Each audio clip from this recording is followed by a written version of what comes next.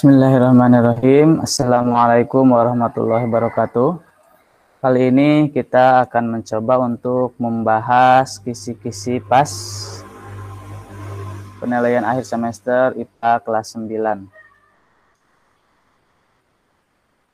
Di sini akan dibahas mengenai review materi berdasarkan kisi-kisi indikator soal. Kisi-kisi yang pertama, disajikan gambar pembelahan sel. Peserta didik dapat menjelaskan proses pembelahan sel pada fase tertentu. Ini artinya, siswa dituntut untuk menjelaskan fase-fase pembelahan sel. Dan sebelumnya pada soal itu disajikan gambar. Baik, dilihat seperti ini. Ini adalah pembelahan sel dalam mitosis. Fase yang pertama adalah profase. Cirinya bisa dilihat di sini. Kromosom sudah mengganda, kemudian memadat. Membran inti mulai rusak menjadi bagian-bagian kecil atau fragmen. Ini gambar yang pertama. Yang kedua, tuh panah yang kedua. Metafase. Cirinya, kromosom berjajar pada bidang pembelahan. Ini sudah menjajar menjadi satu ya, pada bidang pembelahan. Jadi nanti akan membelah di tengah-tengah. Fase yang berikutnya adalah anafase. Cirinya, kromosom bergerak menuju kutub yang berlawanan. Kemudian pada akhir anafase, kedua kutub sel memiliki kromosom yang jumlahnya sama. Di kiri 4, di kanan 4. Kemudian yang terakhir, telofase. Cirinya adalah membran inti mulai bergabung, terbentuk dua sel anakan yang bersifat diploid. Ini adalah pembelahan sel jenis mitosis. Untuk meiosis, cirinya sama ya. Baik itu profase, metafase, anafase, telofase. Perbedaannya adalah, mari kita lihat, ada 4.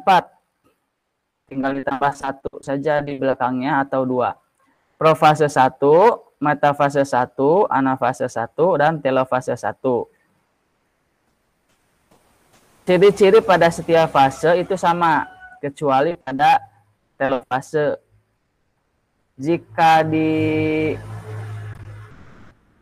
mitosis telofasenya terbentuk dua sel anakan yang bersifat diploid, maka di meiosis itu bersifat haploid. Kemudian setelah telofase 1 ada profase 2, metafase 2, anafase 2, dan telofase 2. Untuk mitosis, sel anakannya menjadi 2, itu pada telofase dan bersifat diploid. Jika meiosis, maka ketika tahap telofase 2 terdapat 4 sel anakan dan bersifat haploid. Yang kedua, disajikan informasi tentang pembelahan sel. Peserta didik dapat menyebutkan jenis pembelahan sel. Berarti di sini siswa dituntut untuk mengetahui ciri-ciri pembelahan sel, baik itu mitosis maupun meiosis.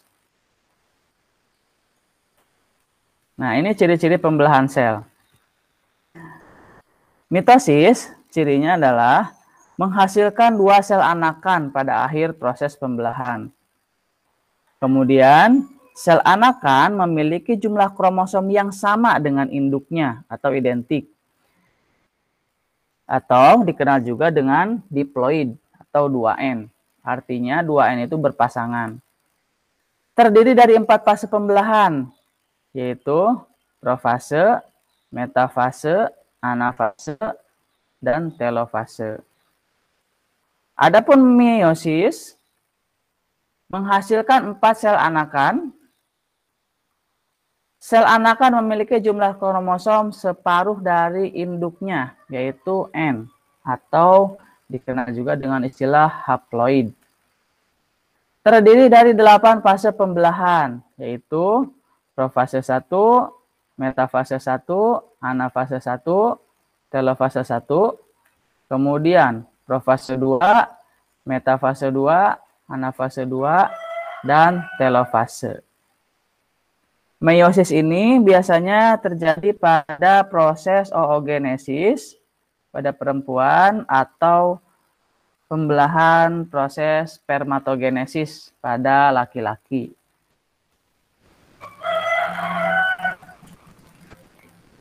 Kisi-kisi yang ketiga, disajikan gambar sistem reproduksi.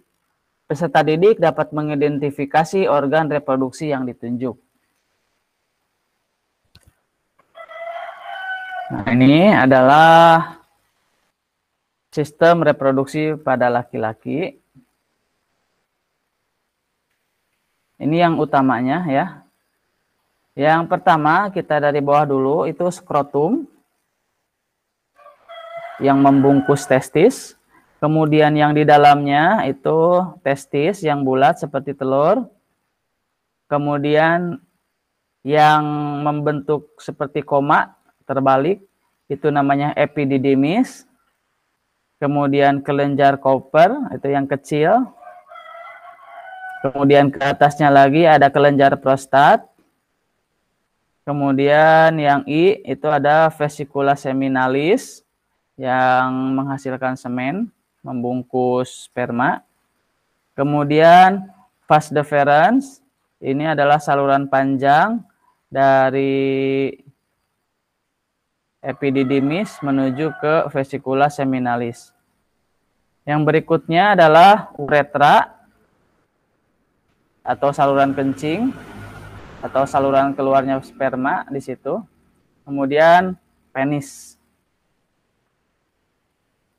Untuk yang perempuannya, ini yang pertama dari A dulu, yaitu ovarium. Ada 2 di kiri dan di kanan. Kemudian ada saluran telur atau tuba falopi atau oviduk.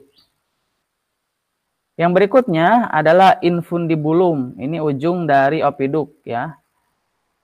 Kemudian fimbriae itu yang seperti jari jemarinya. Berikutnya adalah rahim atau uterus. Nah, ini keseluruhan rahim sini. Kemudian yang F-nya adalah endometrium.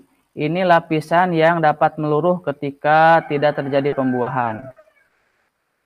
Yang menyempitnya itu serviks. Kemudian yang paling bawah itu adalah vagina.